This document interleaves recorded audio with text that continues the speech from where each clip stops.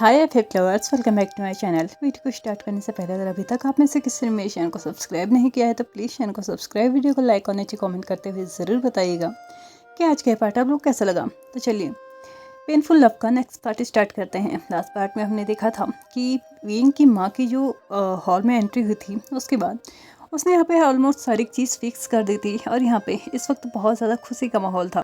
Lens act जो कि इस बात से खुश था कि किसी की ज़िंदगी बर्बाद भी नहीं हुई, किसी को ज़बरदस्ती भी शादी नहीं करनी पड़ी और साथ ही साथ यहाँ पे उनके सेक्ट की इज्जत भी बच गई। लेकिन जो वी सेक्ट था, जो वी फैमिली थी, विंग और विंग की माँ, वो इसलिए खुश थे क्योंकि विंग को उसका प्यार मिल रहा था और विंग की माँ इसलिए खुश थी क्योंकि उसकी बेटी को उसकी खुशी मिल रही थी। वो लोग भी खुश थे, लेकिन उन लोगों ने अपनी खुशी में कभी नोटिस ही नहीं किया कि यहाँ पे कोई था जो उस हॉल से बाहर जा चुका था और उस हॉल से बाहर जाते ही वो डायरेक्टली अपने रूम में गई। जेन चेंग ने जब अपनी माँ को इस हॉल से बाहर जाते हुए देखा, वो बहुत ज़्यादा डर चुका था क्योंकि उसे पता था कि अब उसकी साथ क्या होने वाला है। ऑफ कोर्स ये बात थी, उसकी माँ ने उससे बार बार बोला था कि ये सारी चीज़ें किसी के सामने मत बोलना और शादी जो कि हो रही है उसको होने देना।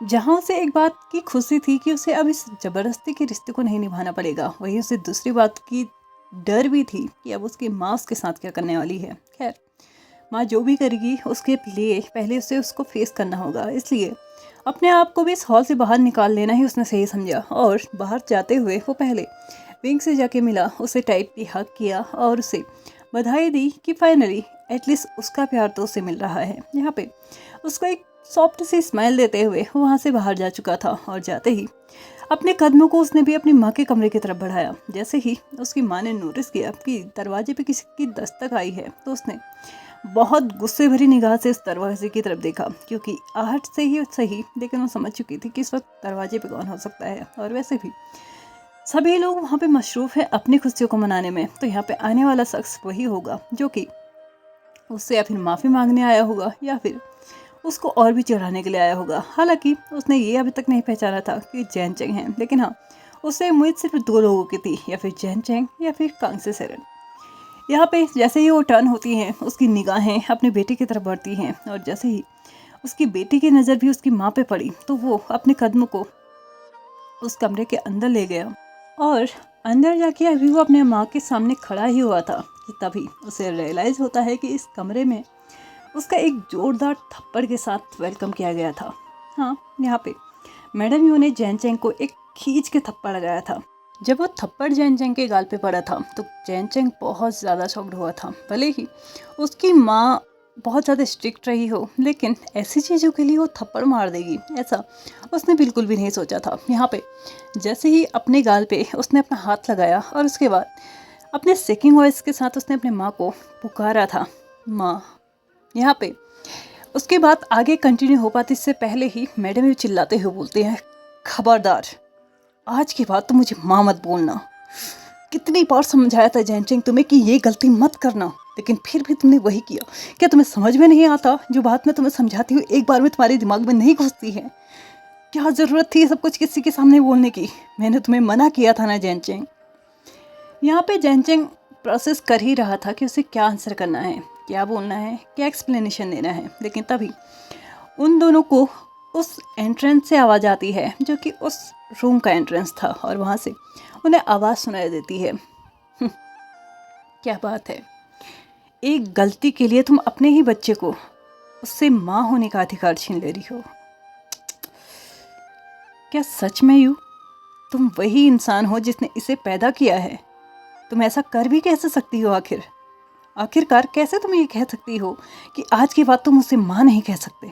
मैडम यू, जो कि अभी तक गुस्से से अपने बेटे को देख रही थी, अब उससे भी ज़्यादा डबल गुस्से के साथ वो उस इंसान को देख रही थी जो कि इस वक्त उस एंट्रेंस पे खड़ा था और अपने कदमों को कमरे के अंदर लेके आ रहा था। उसने उसको वार्न करते हुए बोला, अंदर मत आना, यहाँ पे तुम बिल्कुल भी अलाउ नहीं हो। लेकिन शायद जो सामने इंसान चल के आ रहा था वो इतना जिद्दी था, या ये कहो कि वो अपने ही मन के करने वाला इंसान था। हाँ, जैसे ही मैडम यू के मुंह से उसने ये सुना कि कमरे के अंदर कदम मत रखना, उसने अपने कदमों की रफ्तार और भी ज़्यादा तेज कर दी और रिप्लाई करते हुए बोला, जैसे मैं सुन ही लूँगी, है ना? खैर, बात आते हैं हम पॉइंट पे। क्या कहा तुमने इससे कि आज की बात तुम्हें माँ ना बोले? सच तो ये है यू कि तुम माँ कहलाने के लायक हो भी नहीं। क्या तुम्हारे दिल में इतनी सी भी तकलीफ नहीं हुई जिस वक्त तुम अपने बेटे को जबरदस्ती इस रिश्ते पे बांध रही थी? क्या सोच के कर रही थी तुम ये सब कुछ, सिर्फ मुझे या विंग को तकलीफ देने के लिए? यहाँ पे कांग्सी सेरेन की बात को काटते हुए मैडम जू रिप्लाई करती है, सच कहा तुमने।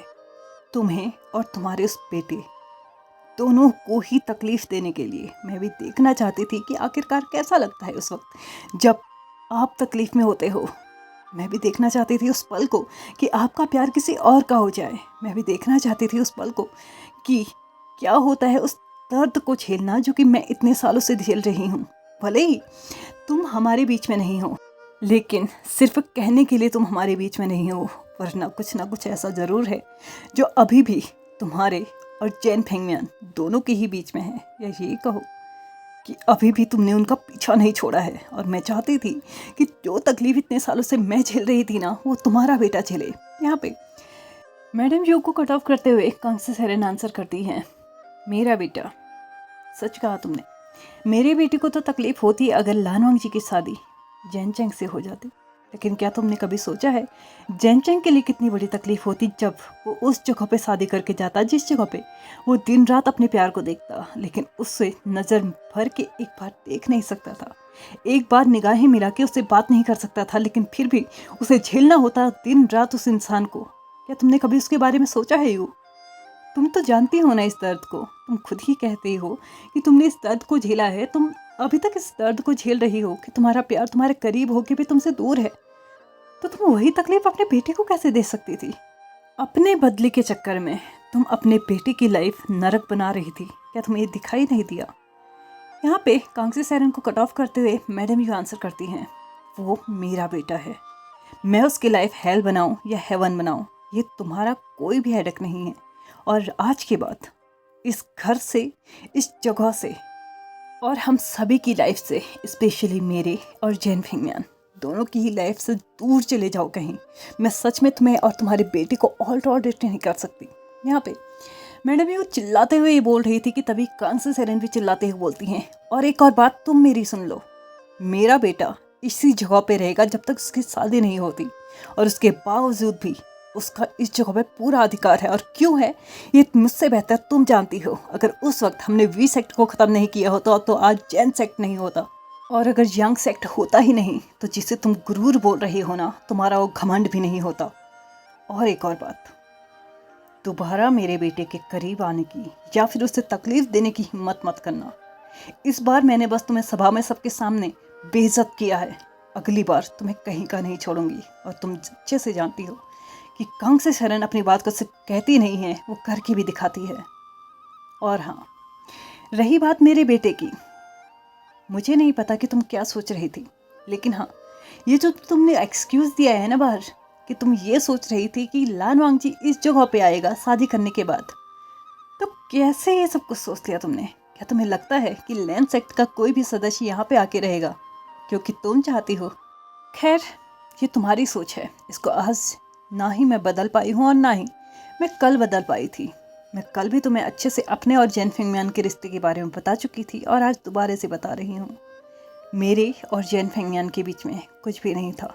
मैं सिर्फ और सिर्फ विजियांग से प्यार करती थी। भले ही वो मेरी लाइफ में नहीं है, लेकिन फिर भी आज भी मैं सिर्फ उन्हीं की हूँ। और रही बात तुम्हारे और जैन फेंगमियान के बीच में आने की, तो ये बात मैं लास्ट बार तुम्हारे सामने रख रही हूँ। मैं तुम्हारे और उसके बीच में कभी भी नहीं आई।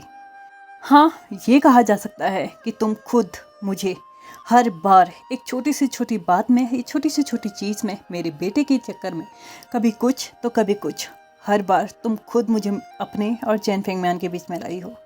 अगर तुम खुद मुझे छोड़ देती ना, तो तुम्हारा रिश्ता आज बहुत अच्छा होता। लेकिन अगर वो रिश्ता सही नहीं है तो किसी और को ब्लेम मत करो, और स्पेशली किसी और की लाइफ को नरक बनाने की कोशिश मत करो, स्पेशली मेरे बेटे की, क्योंकि मैं इसकी इजाज़त तुम्हें नहीं देती।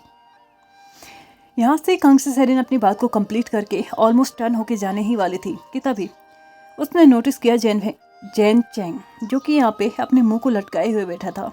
ऐसा नहीं था कि जैन चेंग कांग सेरन और जेन फेंगमियन की इस रिश्ते के बारे में पहली बार सुन रहा था। मैडम यू ने आज तक इतनी बार इस बात का जिक्र कर दिया था कि ऑलमोस्ट सभी लोग जानते थे कि मैडम यू के दिमाग में आखिरकार इस सब के चक्कर में क्या चलता है। लेकिन हाँ, उसे तकलीफ ज़रूर होती थी कि जब वो अपने फादर के एफर्ट्स देखता था ना, वो इस परिवार के लिए क्या करते हैं, उसकी माँ के लिए क्या करते हैं, लेकिन उसके बावजूद भी उसकी माँ हमेशा उसे ब्लेम करती थी कि कांग से सेरन का बेटा, ये बात में वो, उस बात में वो, हर एक बात में कहीं ना कहीं से कांग से सेरन घुस आती थी। लेकिन हाँ, ये बात आज कांग से सेरन ने एकदम सही कही कि वो कभी भी उन दोनों के बीच में नहीं थी। वो इकलौती एक ऐसी इंसान थी जो कि उससे खुद उन दोनों के बीच में लाया करती थी। यहाँ पे उसका मुंह लटका हुआ था। तभी यहाँ पे कांग से सेरन फिर से टर्न होती है और उसकी तरफ देखते हुए उसके गाल पे, जहाँ पे अभी अभी मैडम यू ने थप्पड़ मारा था, वहाँ पे हाथ फैलाते हुए बोलती हैं, माँ का थप्पड़ है, इसको गलत मत समझना। और रही बात तुम्हारे प्यार की, मैं वादा करती हूँ आज नहीं तो कल वो तुम्हारा ज़रूर होगा। और हाँ, तब तक के लिए अपने एंड से तुम जितनी कोशिश कर सकते हो ना अपना प्यार रियलाइज़ कराने की, तुम ज़रूर करना। क्योंकि अगर तुमने कोशिश से छोड़ दी ना तो वो तुम्हें नोटिस करना छोड़ देगा, और अगर वो तुम्हें नोटिस ही नहीं करेगा तो उसको तुमसे प्यार नहीं हो सकता। अपनी माँ की तरफ मत सोचना कि कोई और हमारे प्यार के बीच में आ गया या किसी और ने हमारा रिश्ता ख़राब कर दिया। रिश्ता बनाना और बिगाड़ना बस हमारे हाथ में होता है। जब कोई तीसरा इस रिश्ते में घुसता है ना, भले ही वो सही करने के लिए ही क्यों ना घुसे, वो रिश्ता सिर्फ टूटता ही है। इसलिए इस रिश्ते को संभालने की जिम्मेदारी भी अब तुम्हारी है। लेकिन हाँ, तुम दोनों को एक करने की जिम्मेदारी मैं ज़रूर लेती हूँ। आज नहीं तो कल लान सिचेन तुम्हारा ज़रूर होगा, चिंता मत करना। ऐसा कहते हुए उसके अपने हाथ को चैन चैन के सर पे फिराते हुए, और जो हेड एक्सेसरीज थी, उसकी हेयर एक्सेसरीज, उसको थोड़ा सा सेटअप करते हुए यहाँ से वो बाहर जा चुकी थी। और जो कि यहाँ पे इन दोनों की एक स्वीट मूवमेंट को देखते हुए मैडम यू का हाल था वो और भी ज़्यादा खतरनाक था। क्योंकि अभी तक तो उसको लगता था कि उसने उसके पति को छीना है, लेकिन अब तो यहाँ पे वो उसके बेटे को छीनने की कोशिश करने लगी है। यहाँ पे मैडम यू को और भी ज़्यादा गुस्सा तो आ रहा था, लेकिन जेन चेंग ने अब उसकी ज़्यादा परवाह नहीं की। हालांकि ऐसा नहीं था कि वो अपनी मदर की कोई केयर नहीं कर रहा था, लेकिन इस वक्त उनसे बात करने का भी कोई मतलब नहीं था। इसलिए उनको वैसे का वैसे छोड़ते ही वो भी कमरे से बाहर जा चुका था। मैडम यू फिर से उसी गुस्से भरे फेस के साथ वो अपने बेड पे जाके बैठ चुकी थी और सोचने लगी थी कि अब वो क्या करे। जेन चेंग जब यहाँ से रूम से बाहर निकल के गार्डन एरिया की तरफ गया था तो उसने थोड़ी देर के बाद अपने बगल में किसी इंसान को खड़ा होते हुए देखा। महसूस किया। उसने अपने राइट साइड को टर्न होके देखा तो सामने लैन सिचेन खड़े थे। उनको देखते ही जेन चेंग स्लाइडली बो डाउन करते हुए उन्हें सल्यूट करता है और उसके बाद उन्हें बैठने के लिए इनवाइट करता है। लैन सिचेन जो कि गार्डन एरिया में ही एक बेंच पे जाके बैठ चुके थे और उनके बगल में ही जेन चेंग भी बैठ चुका था। यहाँ पे बैठते ही जेन चेंग और लैन सिचेन दोनों के ही बीच में थोड़ी बातें होने लगी थी, जहाँ पे लैन सिचेन ने जेन चेंग को बताया कि वो घूमते फिरते यहाँ पे आया था, लेकिन जेन चेंग ने अचानक से उन्हें धन्यवाद बोला, जिसकी वजह से वो थोड़ा सा कंफ्यूज हो चुके थे। कंफ्यूज लुक के साथ वो जेन चेंग को देखने लगे थे। तभी जेन चेंग ने उसका कंफ्यूजन क्लियर करते हुए बोला, एक्चुअली जो कुछ भी आपने किया है उसके लिए धन्यवाद है। मुझे पता है लान वांग जी से आपने ही बात की थी, वरना वो ऐसे ही बिना किसी कारण के शादी के लिए मना क्यों करता। लेकिन जो भी हो, आपका बहुत बहुत शुक्रिया। भले ही आपने मेरा प्रपोजल एक्सेप्ट ना किया हो, लेकिन हाँ, मुझे इस दलदल में घुसने से आपने ज़रूर रोक लिया। मुझे नहीं पता कि मैं आपका शुक्रिया अदा कैसे करूँगा, लेकिन हाँ, इस वक्त मैं सिर्फ 2 शब्द ही बोल सकता हूँ, वो भी सिर्फ शुक्रिया ही बोल सकता हूँ। यहाँ पे जेन चेंग की तरफ एक सॉफ्ट सी स्माइल देते हुए लैन सिचेन देखते हुए बोलते हैं, कोई बात नहीं, ज़बरदस्ती का रिश्ता वैसे भी ज़्यादा टिकता नहीं है। शायद तुम्हारे लिए ना सही, मुझे अपने भाई के लिए तो करना ही होता, इसलिए मैंने कर लिया। लेकिन हाँ, अगली बार अगर कोई बात हो तो प्लीज़ किसी और के पास जाने से अच्छा है कि उसके पास जाइए जो आपकी मदद कर सकता है। उम्मीद करता हूँ आप समझ गए होंगे कि मैं आपसे क्या कहने की कोशिश कर रहा हूँ, राजकुमार जियांग। यहाँ पे लैंसी चैन अपनी सीट से खड़े होते हैं, साइड सा बो डाउन करते हुए यहाँ से अपने कदमों को फिर से हॉल के एंट्रेंस की तरफ लेके जा रहे थे, क्योंकि हॉल में अभी भी कुछ चीज़ें डिस्कस होने बाकी थी। वो ज़्यादा चीज़ें नहीं थी, बस यही डिस्कस होना था कि शादी की डेट क्या फिक्स की जाए। यहाँ पे सभी एल्डर्स बैठे हुए थे, विंग और विंग की मदर भी बैठे हुए थे। जितने भी इम्पोर्टेंट पर्सन थे वो सभी लोग यहाँ पे बैठे हुए थे। यहाँ पे विंग की मदर सभी को सजेस्ट करती हैं कि यहाँ पे कोई स्पेशल मुहूर्त निकालने की ज़रूरत नहीं है। मुझे नहीं लगता कि ऐसा कुछ करने की ज़रूरत है। जब यहाँ पे शादी और लैन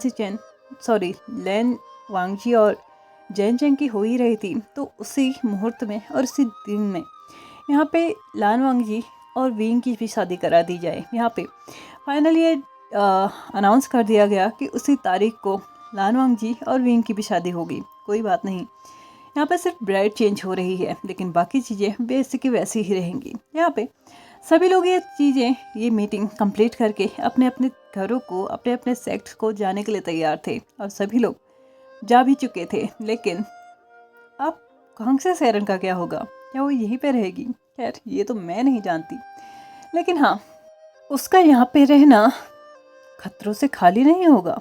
खैर, ये तो हम बाद में देखेंगे, क्योंकि अभी हमें देखना है लैंड सेक्ट में। ऑलमोस्ट नाइट का टाइम हो चुका था और सभी लोग लैंड सेक्ट भी पहुंच चुके थे। यहाँ पे लान वांगजी की डेली की तरह आज भी अपनी जिदर को ही प्ले कर रहा था और उसको बजाते हुए कुछ नई धुन सीख रहा था।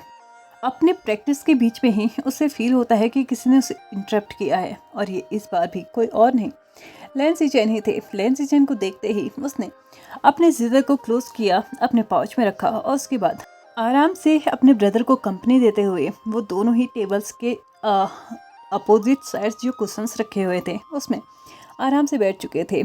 आज भी लैंसी चैन का जो फेशियल एक्सप्रेशन था ना, उसको देखने के बाद फिर से लान वांगजी समझ चुका था कि आज भी उसका ब्रदर यहाँ पे उससे कुछ पूछने ही आया है। उसने उसके ब्रदर को बोल भी दिया कि वो जो पूछने यहाँ पे आए हैं वो पूछ सकते हैं। यहाँ पे लैंसी चैन डायरेक्टली लान वांगजी की आंखों में आंखें डालते हुए उसे क्वेश्चन करते हैं, क्या तुम इस शादी से खुश हो? यहाँ पे लान वांगजी बिना इमोशंस के स्ट्रेट फेस के साथ रिप्लाई करते हुए बोलते हैं, मैं आपको पहले भी बता चुका हूँ, मेरे एल्डर्स जो मेरे लिए डिसीजन लेंगे वो मेरे लिए सही होगा। लेकिन हाँ, अगर इस बार विंग ये शादी मजबूरी में नहीं कर रहा है तो मुझे कोई प्रॉब्लम नहीं है। लेकिन हाँ, अगर रिश्ता मजबूरी के साथ होता तो शायद मुझे प्रॉब्लम होती। मेरी फैमिली के एंड से मुझे कोई प्रॉब्लम नहीं है। वो मेरे लिए जो भी डिसीजन लेंगे मुझे लगता है वो मेरे लिए परफेक्ट होगा। इसके अलावा विंग और इस शादी, इन दोनों के ही लिए मेरी पर्सनल कोई भी ओपिनियंस नहीं है। मुझे लगता है जो हो रहा है सही हो रहा है, जब तक हर किसी की मर्जी के साथ हो रहा है। यहाँ पे अपनी बात को स्ट्रेटली कहते हुए और सारे के सारे क्वेश्चन जो कि लैंसी चैन के मन में थे या माइंड में थे, उनका एक ही बार में लान वांगजी ने आंसर दे दिया था। और यहाँ पे उन दोनों ने ही कुछ टाइम तक एक दूसरे से कुछ इधर उधर की बातें की, कुछ सेक्ट के बारे में बातें की और कुछ अदर सेक्ट के बारे में बातें की, और उसके बाद एक दूसरे को ही गुड नाइट विश करते हुए वो अपने अपने रूम्स में जा चुके थे सोने के लिए। यहाँ पे उन लोगों का टाइम हो चुका है सोने का। अभी मेरा टाइम तो नहीं हुआ है सोने का, लेकिन हाँ, इस पार्ट को ख़त्म करने का ज़रूर हो चुका है। लेकिन इस पार्ट को ख़त्म करने से पहले मैं आप लोगों को बता दूं कि आप सभी लोग, जितने भी लिसनर्स हैं, सब्सक्राइबर हैं, कमेंटर, लाइक, जितने भी हैं ना, वो कल दोबारा से इसी जगह पे, और जिस टाइम पे मैं वीडियो अपलोड करूँगी उस टाइम पे जगह है जियांग सेक्ट, और आप सभी वांगशन की शादी में इनवाइटेड है। अपने घर ही खाना बनाइएगा और अपने ही घर में ही इस एफएफ को सुनते हुए उस शादी को एंजॉय कीजिएगा, क्योंकि पर्सनली मैं किसी के भी घर खाना नहीं भिजवा सकती। तो चलिए फ्रेंड्स, आप सभी शादी में ज़रूर आइएगा, और इस पार्ट को मैं यहीं पे ख़त्म करती हूँ। तो चलिए फ्रेंड्स, आज के इस पार्ट को हम यहीं पे ख़त्म करते हैं। वीडियो पसंद आए तो please like, share, subscribe and comment करते हुए जाइएगा। Thank you so much for watching our video and bye bye.